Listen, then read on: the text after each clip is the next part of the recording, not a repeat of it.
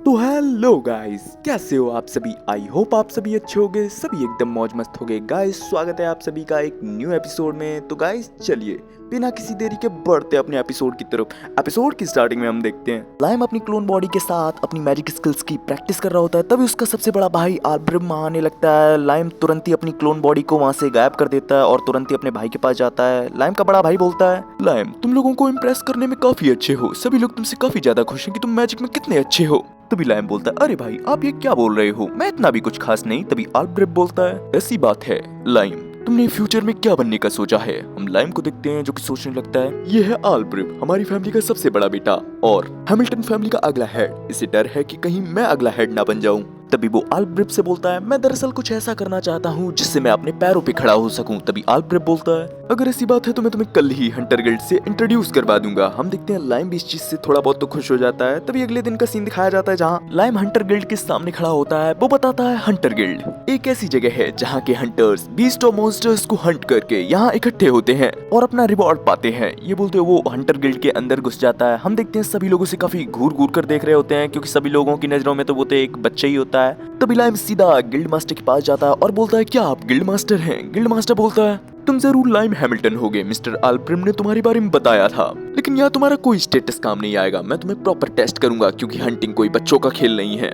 Lime भी बोलता है, ठीक है मैं समझ गया। तभी गिल्ड मास्टर एक दीवार के सामने खड़े हो जाते हैं। वो बोलते हैं, ठीक है लाइम, अब तुम अपना सबसे बेस्ट अटैक मुझ पर करो। हम लाइम को देखते हैं जो कि सोचता है, मैं अभी अपनी क्लोन बॉडी का यूज कर रहा हूँ तो इस वजह से मैं अपनी पूरी स्ट्रेंथ से इस पर अटैक नहीं कर सकता, लेकिन चलो जो भी हो मैं अपना पूरा बेस्ट दूंगा। तभी अगले ही पल हम देखते हैं गिल्ड मास्टर के आसपास तो काफी सारे होल हो चुके होते हैं जो कि किसी और ने नहीं, लाइम ने ही अपने अटैक से कर दिए होते हैं। वहाँ मौजूद सभी लोग बस यही बोल रहे होते हैं, क्या इतना छोटा बच्चा इतना खतरनाक अटैक कर सकता है। हम देखते हैं वहाँ एक लड़की भी लाइम के इस अटैक से काफी ज्यादा इंप्रेस लग रही होती है। तभी गिल्ड मास्टर लाइम के पास आते हुए बोलते हैं, लाइम तुम्हारा ये अटैक सच में काफी कमाल का था। मैं इस अटैक को देखते हुए तुम्हें सी रैंक नहीं बी रैंक हंटर बनाता हूँ। तभी सीन शिफ्ट होता है, हम लाइम को देखते हैं जो अपने बी रैंक हंटर का लाइसेंस लेते हुए घूम रहा होता है मार्केट में। तभी उसको एक लड़की रोक लेती है। वो बोलती है, हे तुम हैमिल्टन हो ना। लाइम बोलता है, हाँ मेरा नाम लाइम हैमिल्टन है। तभी वो लड़की अपना नाम बताती है, मैं हूँ आसुना, आसुना एक्वेज। हे लाइम, क्यों ना हम लोग साथ में हंटिंग करें।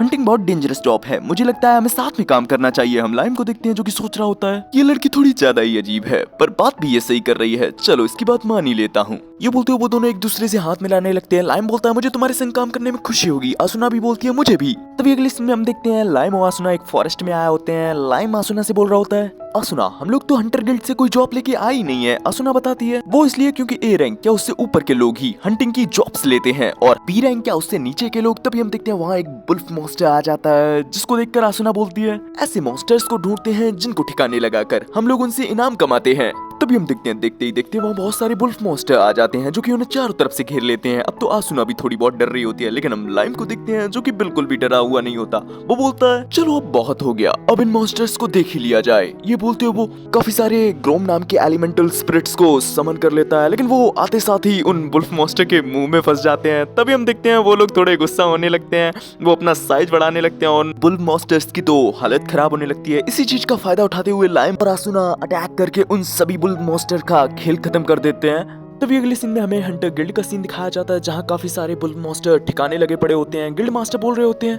क्या ये सच में तुम लोगों ने किया। आसुना बोलती है, हाँ हम लोगों ने किया और ये टोटल 42 हैं। तभी गिल्ड मास्टर बोलते हैं, तुम लोग सच में काफी स्ट्रॉन्ग हो, लेकिन अगर तुम लोग मना ना करो तो मैं तुम्हें एक काम देना चाहता हूँ। तभी सीन शिफ्ट होता है, हम देखते हैं आसुना और लाइम कहीं जा रहे होते हैं जहाँ आसुना काफी खुश लग रही होती है। लाइम बोलता है, तुम सच में आज काफी खुश लग रही हो। आसुना बताती है, हाँ मैं खुश हूँ क्योंकि गिल्ड मास्टर भी धीरे धीरे करके मान रहे हैं कि हम लोग काफी ज्यादा स्ट्रॉन्ग हैं। वेल गिल्ड मास्टर ने कहा था कि एक बहुत ही इंपॉर्टेंट इंसान इस रास्ते से गुजरने वाला है, तो उनके आने से पहले हमें इस मॉन्स्टर जायंट कैटरपिलर को ठिकाने लगाना है। क्या मुसीबत है यार, मुझे ऐसे मॉन्स्टर बिल्कुल भी पसंद नहीं। तभी लाइम हम लोगों को बताता है, हर मॉन्स्टर के अंदर एक मैजिक स्टोन होता है जिस वजह से वो कभी कभी मैजिक और कॉम्बैट टेक्निक का भी यूज कर पाते हैं, और जो मॉन्स्टर्स भी इन स्किल्स का यूज कर पाते हैं वो सच में काफी ज्यादा खतरनाक होते हैं। आज मैं अपनी क्लोन बॉडी का यूज नहीं कर रहा हूँ तो आज मैं अपनी पूरी ताकत से लड़ सकता हूँ। तभी अगले ही पल हम देखते हैं वो दोनों काफी ज्यादा थके और थोड़ी इंजर्ड हालत में एक जगह खड़े होते हैं। हमें पता चलता है इन लोगों की हालत जायंट कैटरपिलर की वजह से ऐसी हो चुकी होती है क्योंकि इन लोगों के कोई भी अटैक उस पर काम ही नहीं कर रहे होते हैं। तभी आसुना थक कर नीचे बैठ जाती है। वो बोलती है, सच में यार इसकी बॉडी कितनी ज्यादा कठोर है, काश इस पर कोई मीटियोर गिर जाए। हम लाइम को देखते हैं जैसे वो इस चीज को सुनता है वो बोलता है, थैंक्स आसुना, तुम्हारी वजह से मुझे एक आइडिया मिल गया। ये बोलते हुए वो अपने आइटम बॉक्स से काफी बड़े पत्थर को सीधा ही उस कैटरपिलर के ऊपर गिरा देता है। हम देखते हैं आसुना तो इस चीज को देखती ही रह जाती है क्योंकि वो सोच रही होती है क्या इस कैटरपिलर को रहना इतना आसान था। तभी अगले सीन में हम गिल्ड मास्टर को देखते हैं जो कि उन कैटरपिलर को देखकर बोल रहे होते हैं क्या इन कैटरपिलर को तुम लोगों ने ठिकाने लगाया है। लाइम और आसुना हाँ बोलते हैं। वो बोलते हैं आपने एक जायंट कैटरपिलर की बात की थी पर वहाँ हमें एक और मिल गया तो हम लोगों ने उसे भी ठिकाने लगा दिया। सभी लोग लाइम और आसुना की काबिलियत को देखकर काफी ज्यादा हैरान होते हैं। तभी आसुना गिल्ड मास्टर से बोलती है उस रास्ते से कोई इंपॉर्टेंट पर्सन आने वाला है ना, और आपके बताए मुताबिक हमने एक कैटरपिलर की जगह 2 कैटरपिलर को ठिकाने लगाया है तो हमारा रिवॉर्ड। तभी गिल्ड मास्टर बोलते हैं तुम जो कहना चाहती हो वो मैं समझ गया, तुम्हें जो रिवॉर्ड मिलने वाला था मैं उसका 5 गुना ज्यादा रिवॉर्ड तुम्हें दूंगा। इस चीज को सुनकर लाइम और आसुना दोनों ही खुश हो जाते हैं। तभी अपना सीन शिफ्ट होकर हमें कुछ दिनों बाद का सीन दिखाया जाता है जहाँ वो इम्पोर्टेंट पर्सन भी आ चुका होता है। सभी लोग उस पर्सन को देखने और स्वागत करने के लिए काफी ज्यादा एक्साइटेड होते हैं और उसमें लाइम और आसुना भी होते हैं। तभी हम देखते हैं वहाँ आल्ब्रेव आ जाता है जो कि लाइम से बोलता है लाइम मैंने सुना तुम काफी अच्छा कर रहे हो, लगता है मैंने तुम्हें गिल्ड में रेकमेंड करके काफी अच्छा काम किया है, इसी तरीके से अच्छे से काम करते रहो। ये बोलते हुए वहाँ से निकल जाता है। तभी आसुना बोलती है लाइम क्या ये तुम्हारा भाई था? इसका तुम्हारे प्रति बोलने का टोन मुझे बिल्कुल भी पसंद नहीं आया। हम लाइम को देखते हैं जो कि सोच रहा होता है हाँ क्योंकि बड़े बेटे के रूप में उसके भाई बहन सिर्फ उसके लिए परेशानी है। तभी हम देखते हैं एक बंदा कैरेज से उतरता है जिसको सभी लोग इंपॉर्टेंट पर्सन बोल रहे होते हैं। उसका स्वागत करने के लिए लाइम के डैड और उसके बड़े भाई भी आए होते हैं। हम देखते हैं वो इंपॉर्टेंट पर्सन तो लाइम को काफी गौर से देख रहा होता है। हम आसुना को देखते हैं जिसको लगता है कि उस इंपॉर्टेंट पर्सन ने उसकी तरफ देखा, वो तो काफी खुश हो जाती है। लेकिन हम लाइम को देखते हैं वो समझ जाता है कि इस बंदे ने उसकी तरफ देखा है। तभी अगले सीन में हम देखते हैं हैमिल्टन फैमिली के घर को जहाँ वो ओल्ड मैन लाइम के सामने ही बैठा हुआ होता है। वो अपना इंट्रोडक्शन देता है मेरा नाम जेम्स स्टैनले है। लाइम बोलता है मैं हूँ लाइम हैमिल्टन। जेम्स बोलता है क्या हैमिल्टन, क्या तुम चार्ल्स के बेटे हो? लाइम बोलता है हाँ पर 5वां। जेम्स बोलता है अच्छा पर ये मैटर नहीं करता, मुझे ये बताओ तुम्हारे पास रेमोंड की रिंग क्या कर रही है? लाइम तो काफी ज्यादा चौंक जाता है। रेमोंड शायद लाइम के टीचर का नाम होता है। तभी वो जेम्स बोलते हैं मुझे जल्दी जवाब चाहिए, आखिर तुमने उसके संग क्या किया? तभी लाइम बोलता है आखिर आप बोलना क्या चाहते हो? ये रिंग मेरे मास्टर ने मुझे दी है। जेम्स बोलता है क्या तुम्हारे मास्टर? तभी हम देखते हैं लाइम ने पूरी कथा बता डाली होती है जेम्स को। जेम्स तो काफी हंसने ही लगता है। वो बोलता है लगता है तुम सही कह रहे हो क्योंकि किसी डेंजरस जगह में घुस जाना ये उसी का काम हो सकता है। और तो और उसने लगे हाथ एक स्टूडेंट भी बना डाला। तभी वो अपने बटलर से बोलता है जाओ उस दीवार के सहारे खड़े हो जाओ। तभी वो लाइम से बोलता है लाइम इस बंदे पर अपनी सबसे ताकतवर अटैक का यूज करो, मैं तुम्हारी स्किल्स को देखना चाहता हूँ। हम देखते हैं लाइम भी इस चीज के लिए मान जाता है। हम देखते हैं उस बटलर साइमन ने अपने सामने एक शील्ड बना ली होती है। लेकिन हम लाइम को देखते हैं उसे घंटा फर्क पड़ रहा होता है। वो तो बस एक ही चीज याद कर रहा होता है कि उसने मैजिक को सीखने के लिए दिन रात एक कर दिए। तभी हम देखते हैं वो मैजिक मिसाइल नाम के स्पेल का यूज करने लगता है जिससे काफी सारे फायरबॉल टाइप चीजें उस बटलर को लगने लगती हैं। उस बटलर को भी अब काफी ज्यादा प्रॉब्लम होने लगती है। हम लाइम को देखते हैं जो अपने सबसे ताकतवर स्पेल के इफेक्ट को देखकर काफी ज्यादा खुश हो रहा होता है। हम देखते हैं थोड़ी देर बाद वो बटलर ही अपनी लिमिट पर आ जाता है, वहीं बेहोश हो जाता है। तभी जेम्स बोलता है सच में लाइम ऐसा लगता है तुमने अपनी मैजिक की स्टडी काफी अच्छे से की है। चलो अब तुम्हारे थोड़े फ्यूचर की बात करते हैं। अगर तुम 5वें बेटे के रूप में हंटिंग कर रहे हो इसका मतलब ये है कि तुम खुद का वजूद यानी खुद का स्टेटस पाना चाहते हो। ठीक है मैंने तुम्हें एक नाइट का टाइटल दिया, उम्मीद है कि ये तुम्हें खुद के पैरों पे खड़े होने में मदद करेगा। हम लाइम को देखते हैं जो कि सोच रहा होता है सब चीजें इतनी जल्दी हुई कि मुझे कुछ समझ में ही नहीं आया। तभी सीन शिफ्ट होता है। हम देखते हैं जेम्स बोलते हैं अब तुम एक ऑफिशियली नाइट हो, इसका मतलब ये है तुम्हें कुछ भी खास करने की जरूरत नहीं, बस तुम अपने भाई की दुश्मनी से बचे रहना। तभी लाइम जेम्स को उसको टाइटल देने के लिए शुक्रिया अदा करता है। तभी जेम्स बोलते हैं शायद हो सकता है तुम्हारे पिता इस चीज से खुश ना हो क्योंकि उन्होंने तुम्हारी पावर का यूज हो सकता है परिवार के लिए सोचा होगा। हम लाइम को देखते हैं उसको भी ये बात समझ में आने लगती है। हमें थोड़ी देर पहले का सीन दिखाया जाता है जहाँ लाइम के डैड को जब ये बात पता चलती है कि उनका बेटा अब एक नाइट बन चुका है, उनका तो रिएक्शन आप लोग देख ही सकते हो। तभी प्रेजेंट टाइम में जेम्स बोलते हैं वेल तुम अपने पिता की मदद वैसे भी कर दोगे क्योंकि तुम्हारी सारी सफलता हैमिल्टन फैमिली के ही नाम पे जो होगी। वैसे लाइम रेमोंड को मजाक करना काफी ज्यादा पसंद है, क्या तुम्हें कभी लगा कि रेमोंड ने तुम्हारे संग मजाक किया हो? लाइम को देखते हैं जो कि बोलता है हाँ मुझे कुछ याद आया, जब मैं कुछ समय पहले अपने आइटम बॉक्स की प्रैक्टिस कर रहा था तब ऐसा कुछ हुआ था। तभी हमें कुछ समय पहले का सीन दिखाया जाता है जहाँ लाइम अपने आइटम बॉक्स में एक तालाब का पूरा पानी भर लेता है। वो आइटम बॉक्स लाइम को जानकारी देता है कि तालाब के पानी के साथ साथ उसने 100 किलोग्राम सोने का बुरादा और एक लाइम के लिए चिट्ठी भी एब्जॉर्ब कर डाली है। तभी लाइम उस चिट्ठी को बाहर निकालता है। वो देखता है कि वो चिट्ठी बिल्कुल भी गीली नहीं होती। वो बोलता है क्या इस पर मैजिक का यूज हुआ है क्या? हमें देखने को मिलता है वो चिट्ठी किसी और की नहीं मास्टर की होती है जिन्होंने लिखा होता है प्यारे लाइम अगर तुम इस चिट्ठी को पढ़ रहे हो इसका मतलब ये है कि तुमने आइटम बॉक्स स्पेल को मास्टर कर लिया है। मेरे पास मौजूद गोल्ड कॉइन काफी ज्यादा भारी थे, इस वजह से मैंने उनका बुरादा बनाकर इस तालाब में छोड़ दिया। ये सोने का बुरादा कम से कम 100 किलोग्राम का तो होगा ही। तुम्हारे पास मौजूद इस सोने की बुरादे को तुम अपने मास्टर की तरफ से एक गिफ्ट समझो, पर एक टेस्ट भी है तुम्हारे लिए। तुम गैस करो कि मैंने 100 किलोग्राम सोना ही क्यों चुना? लाइम को देखते हैं जिसको तो कुछ पल्ले ही नहीं पड़ा होता। ये सब बातें उसने जेम्स को बता दी होती हैं। जेम्स भी बातों को घुमाते हुए बोलते हैं, लाइम मैं बस तुम्हें इतना ही बताना चाहूंगा, गोल्ड डस्ट वो सिर्फ तुम्हें भटकाने के लिए है। तुम्हारे मास्टर का असली गिफ्ट तुम्हारे पास ही है, बस तुम्हें उसे समझना पड़ेगा। हम लाइम को देखते हैं जिसको जेम्स की बातों से मास्टर की कई बातों का मतलब समझ में आ चुका होता है। तभी अगले सीन में हम देखते हैं लाइम उसी तालाब के फिर से किनारे पर आ जाता है और उस तालाब में मौजूद सभी चीजों को अपने आइटम बॉक्स में एब्जॉर्ब कर डालता है। तभी वो नीचे उतरते हुए तालाब के बीचों बीच आ जाता है अपने मास्टर के लेटर को पकड़े हुए, और वो सोच रहा होता है आखिर मास्टर के कहने का मतलब क्या था और उन्होंने 100 किलो सोने का बुरादा ही क्यों छोड़ा।